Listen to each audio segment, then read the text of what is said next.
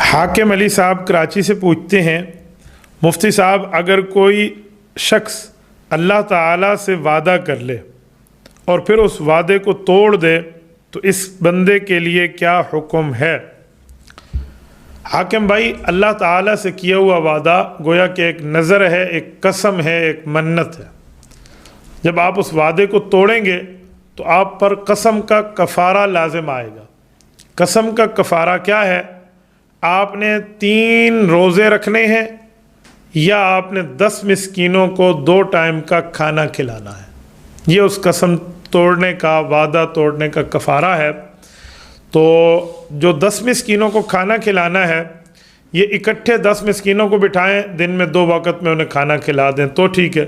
ایک مسکین کو 10 مسکینوں کا کھانا اگر آپ کھلانا چاہتے ہیں تو روزانہ کی بنیاد پہ اسے 2 ٹائم کا کھانا کھلائیں گے۔ ایک بندے کو 10 کے اکٹھے پیسے آپ نہیں دے سکتے، کیونکہ عشرہ کا لفظ قرآن کریم نے کہا ہے اور عشرہ 10 کو کہتے ہیں، تو 10 پورے کرنے ہوں گے آپ کو۔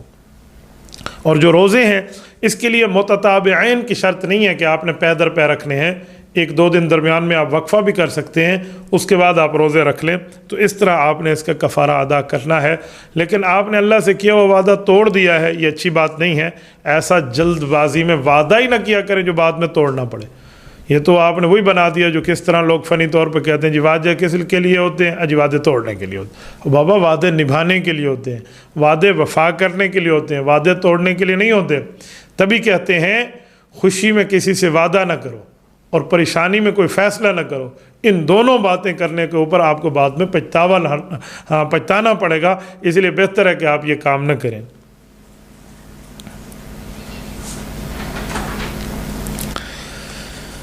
ہماری ایک خاتون ہے، یہ سلام کے بعد پوچھتی ہیں، مفتی صاحب میں چکوال سے ہوں، بچیوں کو اور چھوٹے بچوں کو قرآن کریم پڑھاتی ہوں، شرعی لباس کے متعلق تفصیلی معلومات فراہم کر دیں، بڑا مسئلہ بنتا ہے، جزاکم اللہ تعالی خیراً کثیرا۔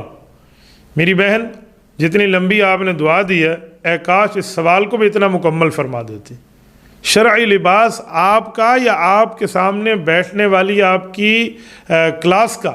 آپ کس کا پوچھنا چاہتی ہیں، اپنے بارے میں یا کسی اور کا؟ میں تبھی کہتا ہوں جب سوال لکھیں تو واضح لکھیں تاکہ میں سمجھ پاؤں کہ اس سوال میں کوئی بات تو ہے۔ اب مجھے دونوں کی بات بتانی پڑے گی۔ اگر آپ اپنی بات کرتی ہیں تو شرعی لباس یہی ہے جس سے آپ کی عزت محفوظ ہو، آپ کا سطر ڈھکا ہوا ہو، آپ کی عزت محفوظ ہو۔ آپ صحیح طور پہ بڑا سا دوپٹہ لے کر اپنے گھر میں بیٹھی ہیں، چھوٹے بچے بیٹھے ہیں، چھوٹے بچیاں بیٹھی ہیں، نو ایشو، لیکن آپ سر کو سنبھال کے اور آپ نے جو ہے نا کیا کہتے ہیں 100% پردہ کیا ہوا ہے، اس طرح آپ بیٹھی ہیں تو یہ شرعی لباس ہے۔ باقی بچیوں کے لیے بچوں کا لباس اور بچوں کے لیے بچیوں کا لباس یہ غیر شرعی ہے۔ بچوں کے لیے بچوں کا لباس پہنیں، بچیوں کے لیے بچیوں والا لباس ان کو پہنا ہے۔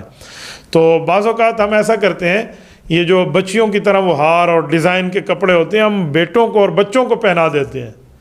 حرام نہیں ہے، یہ میں کہہ رہا ہوں حرام ہے، یہ حرام نہیں ہے لیکن مناسب بھی نہیں ہے۔ اگر آپ نے ایسا کیا تو آپ کے بیٹے پر بیٹیوں والے اثرات آئیں گے، یہ آپ ذہن میں رکھنا۔ اس لیے مردوں کو مردوں والے لباس میں رہنا چاہیے، عورتوں کو عورتوں والے لباس میں رہنا چاہیے۔ باقی اگر آپ ڈیٹیل دے دیتی میری بہن تو میں انشاءاللہ تعالیٰ اس ڈیٹیل کے مطابق جواب دیتا، لیکن اب میں نے تو سوال ہی میں لفظ دیکھنے ہیں نا، تو جتنے الفاظ آپ نے لکھے ہیں میں نے اس کے مطابق آپ کو جواب دیا ہے۔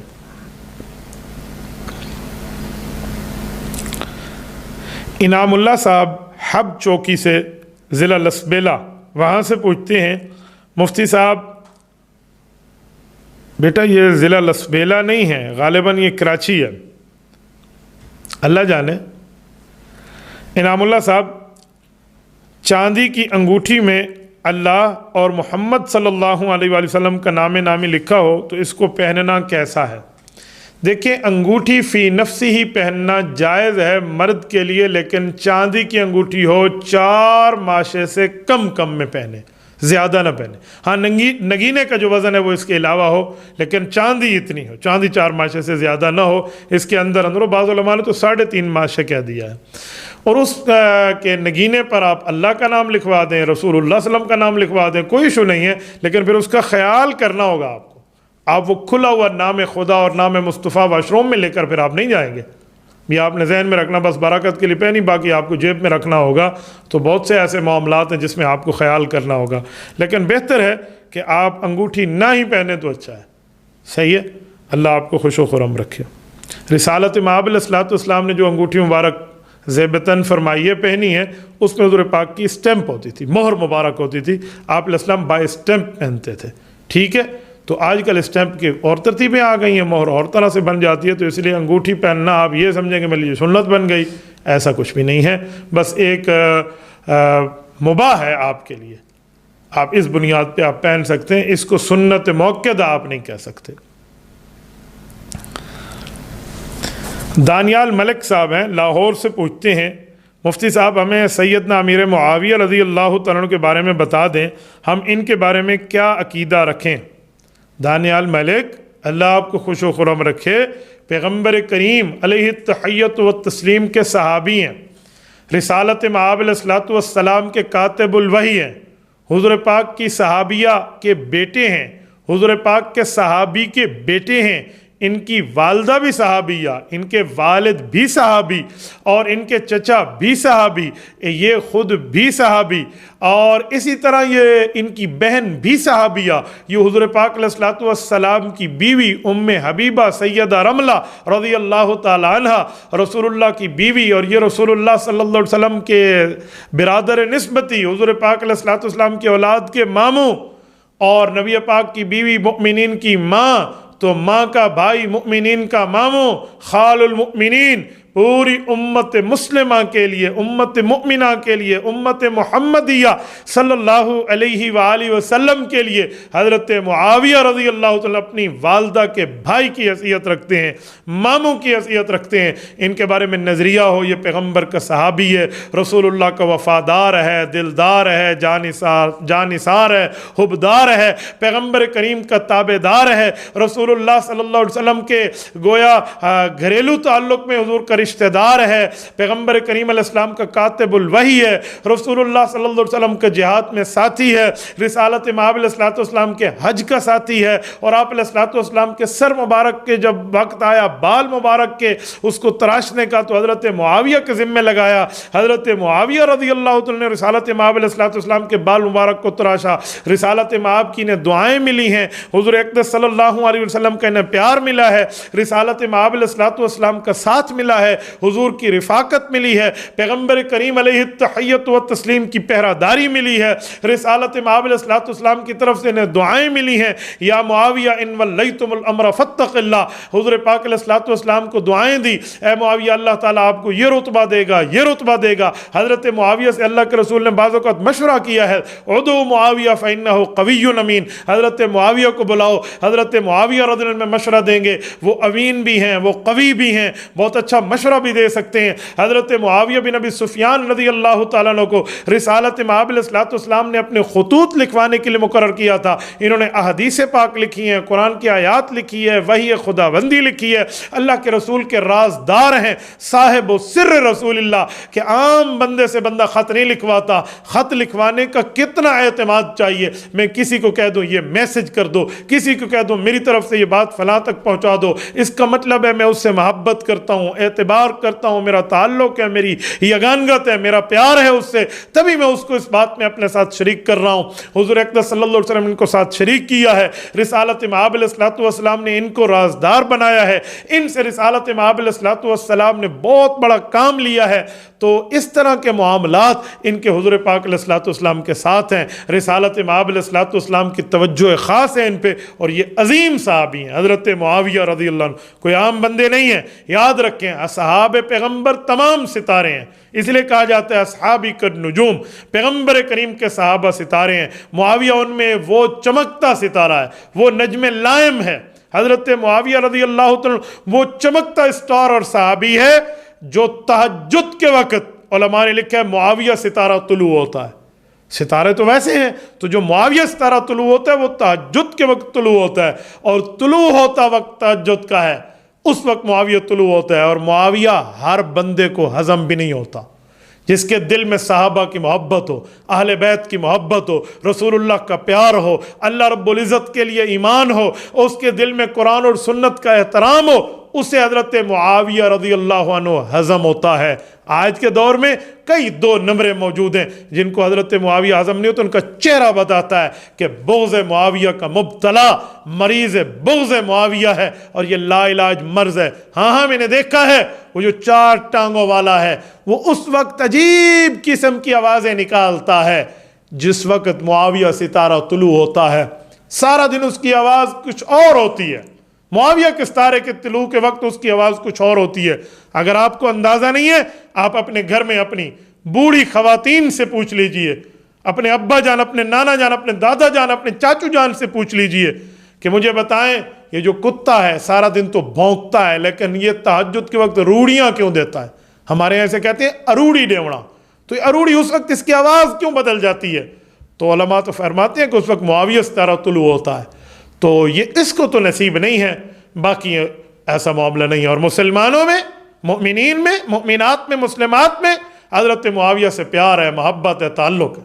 ہاں حضرت معاویہ اور حضرت علی المرتضیٰ کی آپس میں جو چپکلے شبی ہے، جس کو اب مشاجرات صحابہ کہتے ہیں، لڑائی کو تو یاد رکھتے ہیں لوگ لیکن صلح حسن کو بھول جاتے ہیں رضی اللہ عنہ۔ حضرت حسن رضی اللہ عنہ کو اللہ کے رسول صلی اللہ علیہ وسلم اپنی گود میں بٹھایا، صحیح بخاری میں حدیث ہے، اور ان کے سر مبارک پہ اللہ کے رسول صلی اللہ علیہ وسلم شفقت کا ہاتھ رکھا، فالتفت الی الناس مرہ والی الحسن رضی اللہ تعالی عنہ، حضور پاک صحابہ کو دیکھتے اور حضرت حسن کو دیکھتے اور فرمایا ان ابنی ھذا سید ولعل اللہ ان یصلح بہ بین فئتین عظیمتین من المسلمین، فرمایا میرا بیٹا حسن سردار ہے، سید ہے، ایک وقت آئے گا 2 مسلمان بڑے بڑے گروہوں میں اللہ تعالیٰ اس کو صلح کروائے گا اس کے ذریعے۔ حضرت حسن نے حضرت معاویہ اور حضرت علی المرتضیٰ رضی اللہ تعالی عنہم ان لشکروں کے درمیان صلح کروائی تھی۔ امام حسن نے صلح کی، کبھی جنگ نہیں ہوئی دوبارہ حضرت معاویہ کی طرف سے۔ حضرت حسن حضرت حسین کے معاملات میں پوری زندگی پرامن، محبت، تعلق، پیار، عقیدت، یگانت رہی، بالکل کسی قسم کی لڑائی نہیں۔ تو حضرت معاویہ کے بارے میں اب یہ نظریہ رکھیں، میں اس پہ کہتا ہوں حضرت حسن تیرے چہرے پہ نوری جمال ہے، تو نے کیا امیر معاویہ سے صلح، یہ تیری کمال ہے، ہم اہل سنت والجماعت کرتے ہیں تیری تائید، تو نبی کا نواسہ علی کا لال ہے، جس دن سے تو نے صلح کی پھر جنگ نہیں ہوئی، تیری صلح بحال ہے، حسن تو علی کا لال ہے۔ اسی لیے آپ اس کو اس پیرائے میں دیکھیں۔ اور حضرت معاویہ رضی اللہ عنہ کے لیے آپ نے عقیدہ اور نظریہ رکھنا ہے، اٹھائیے صحیح بخاری، رسالت مآب علیہ السلام، حضرت ام حرام بنت ملحان رضی اللہ تعالی عنہا کے گھر میں آرام فرماتے ہیں، حضور پاک اٹھے، آپ علیہ السلام مسکرا رہے ہیں، فرمایا یا رسول اللہ ما اضحک، آپ کو کس چیز نے مسکرایا؟ آپ ہمیشہ مسکراتے رہیں، آپ کے چہرے پہ خوشیاں موجود ہوں، آپ کیسے مسکرا رہے ہیں؟ وجہ تو فرما دیں۔ حضور پاک علیہ السلام نے فرمایا ام حرام، میں نے دیکھا میری امت کے کچھ اچھے لوگ سمندروں میں بادشاہوں کی مسیریوں کی طرح ٹیک لگا کے تختوں پر بیٹھ کے جہادی سفر فرما رہے ہیں۔ فرمایا یا رسول اللہ میرے لیے دعا کریں، میں بھی ان خوش قسمت لوگوں میں ہو جاؤں۔ حضور پاک نے دعا کر دی، ٹھیک ہو گیا، اور اس لشکر کو جنتی فرمایا۔ اس لشکر کی کمانڈ حضرت معاویہ بن ابی سفیان نے کی ہے۔ اول جیش من امتی یغزون البحر فقد اوجبوا، او کما قال علیہ السلام، فرمایا میری امت کا وہ پہلا لشکر جو سمندر پہ جہاد کرے گا، اللہ تعالیٰ نے اس پہ جنت واجب کر دی ہے۔ اے ظالموں، اے غلیظ نسل کے غلیظ کیڑوں، حیا کریں حضرت معاویہ پہ زبان درازی کرتے وقت۔ یہ پیغمبر کریم نے کہیں ان کو لشکر عظیم سے تعبیر فرمایا، کہیں انہیں جنت کی خوشخبری دی ہے۔ رسالت مآب انہیں جنتی فرماتے ہیں، تم احادیث پاک پہ تبرہ کرتے ہوئے ان کو نعوذ باللہ کہتے ہوئے جہنم کی طرف بلانے والے حضرت معاویہ تھے۔ اے لعنتیو، ایسی کام اور ایسی بات چھوڑ دو۔